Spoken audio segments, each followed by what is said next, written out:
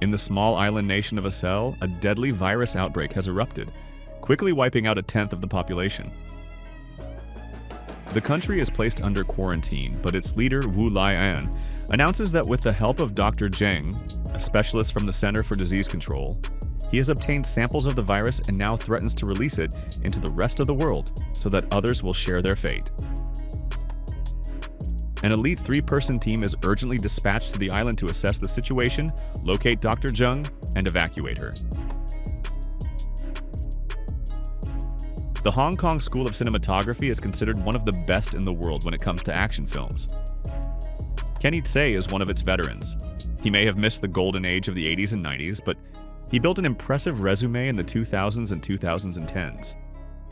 He was a frequent collaborator of director Dante Lam, and shot 3 action films starring Donnie Yen, The Iceman, Kung Fu Jungle, and Ip Man 3.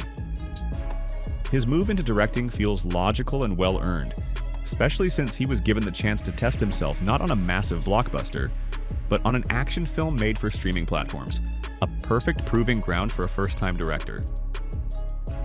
Interestingly, beyond the obvious influence of The Rock, which Ultimate Mission heavily borrows from, the film also resembles another project Tse shot as cinematographer, The Viral Factor. That movie was a fairly standard action thriller elevated by Dante Lam's confident direction.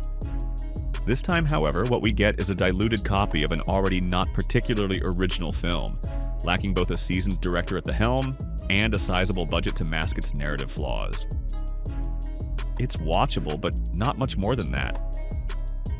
Action fans are used to shaky plotting, but Ultimate Mission almost immediately waves the white flag when it comes to plausibility. The virus is said to spread at an unprecedented rate. One infected person supposedly contaminates 18 others, meaning 1.5 billion people could fall ill within a year. Yet it's not airborne and spreads only through blood. And that's just the beginning. Logic and common sense are repeatedly tossed aside, as in a scene where the agents somehow manage, via an editing cut, to hide from armed pursuers in the middle of an open runway. Narratively, the film constantly takes the easy way out, and even viewers who tune in purely for the action are likely to notice. And the action itself is a mixed bag.